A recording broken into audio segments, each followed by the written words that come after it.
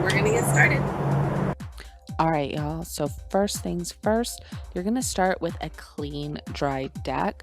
So if you might need to pressure wash it. You wanna make sure all that stain is off.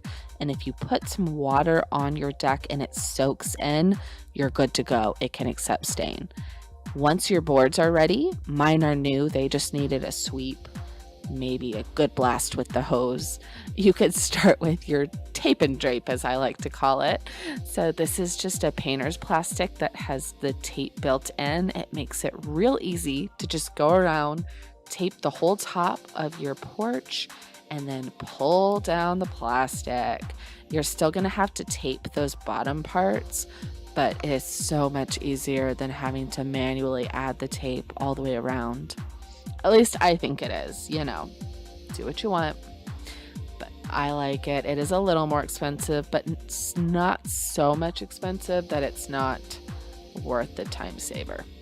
All right, once you've got it in place, get your friendly feline helper. Lily was a great help with the tape, and start taping that bottom down. In my case, you can see I have a white molding kind of around the bottom. I kind of put the tape under that and then taped it up onto the plastic. Thing was sealed down nice and tight. I could spray all the way up to that plastic edging and I would get all the boards. So that is perfect. I went all the way around and it was a little long. The way that I taped it, I wanted to go under the black railing on the left and tape it up on the back side of the railing, which meant on the house siding sections, cut that and then taped the bottom. And then I used that cut portion of the plastic to secure the bottom of the columns, which is that you're going to be staining them off. But in my case, I needed to tape off not only the house siding, but also the railings before I started staining.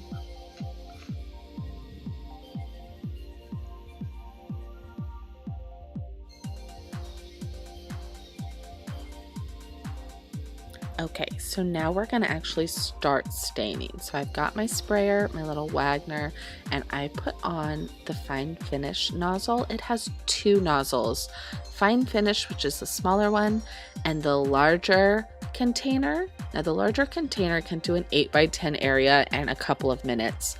As you can see, the fine finish one, it goes pretty quick as well, but is not necessarily intended for this kind of base. I'm using it because I have a knee injury and I just can't hold that large. And as you can see, they both work. So in this case, you're going to hold your sprayer about 6 to 10 inches above your porch, and you're going to stain in continuous motions. Perfect.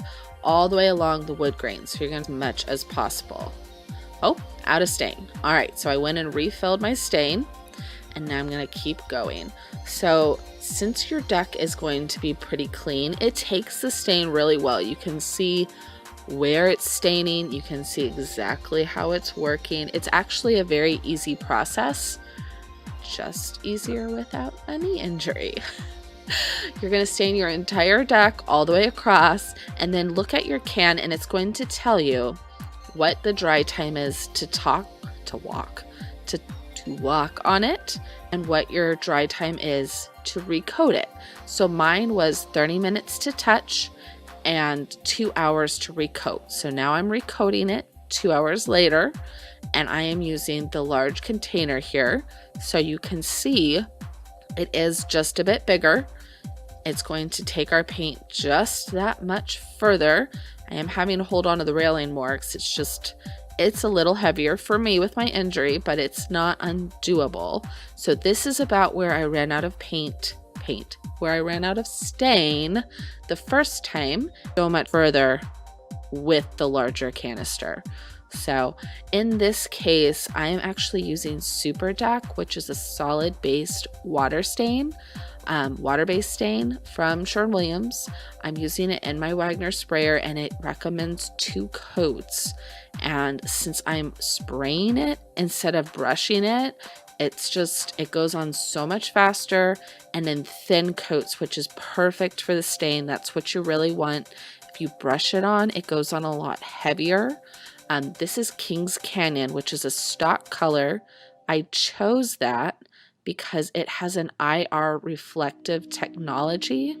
What that means is that if you put it on properly, 2 light coats, it actually helps bounce the sun back up and it keeps your deck cooler, which is perfect because I like to walk on it barefoot. That would be a hard thing to achieve with a brush since you just naturally put stain on heavier with a brush. My sprayer keeps it nice and thin and perfect. So once it's done, once you've coated everything twice, you're going to give it at least 2 or 3 days. It will tell you on your can the recoat time. I'm sorry, y'all. Not your recoat time, your cure time.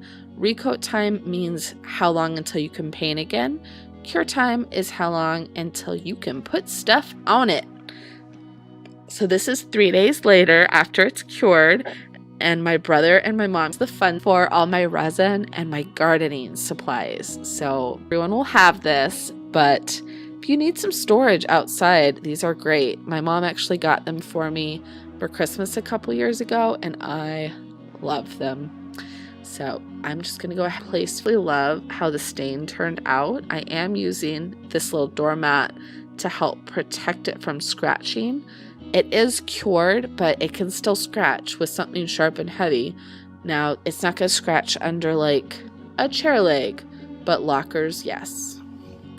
All right, I'm going to start on the table and chairs and things like that. This is what I use to do my resin on this channel. So this is where I work, y'all. I'm doing all my projects. This is where I'm sitting.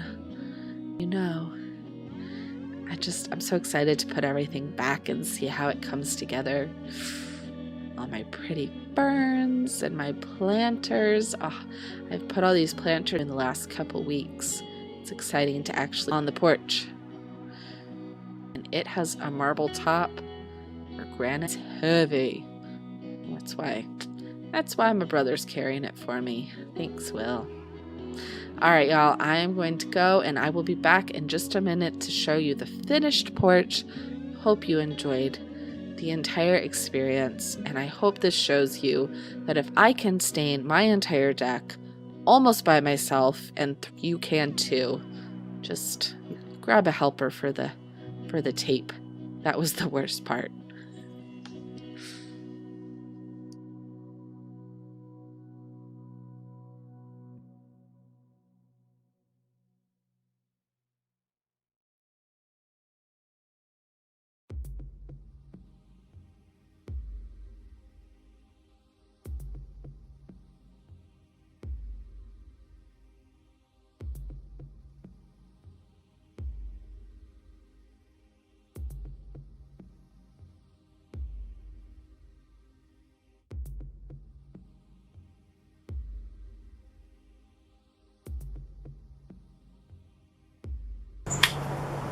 Alright, y'all, I hope you enjoyed this entire process. I'm going to put a few pretty after shots, and I will even walk you around the porch.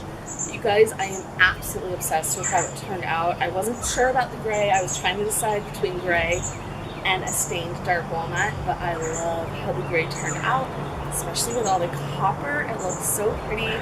And even though it was a long process, 3 days between draping everything, staining everything, and putting everything back, 3 days for a big dramatic makeover like this is really not bad, and I'm just pretty proud we did it ourselves. So I hope you enjoyed it. I hope this helped you. Lily and I will see you next time. Bye.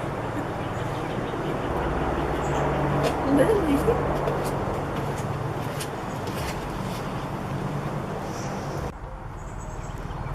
Alright, so as you can see, we have our double planter on the landing, along with my copper hose bucket. We come up to the porch, got my sprayer out here, another one of these bad boys. I think we're going to put them on the spot over by the grill. Loved them so much on the front, I'm gonna put them everywhere. Love the door. And these pretty mats that we picked up. The colors go perfectly with my table. And in case anyone's wondering why I have a table and stools on my front deck, technically I suppose you could eat out here, but this is my resin workspace. There's a bumblebee. Then of course my pretty little wagon. I got that at the Pike Road Market a few years ago. This is my little eating spot. And around the corner, got the grill spot where I'm going to put those other 2 deck posts, a few flowers, and my lockers.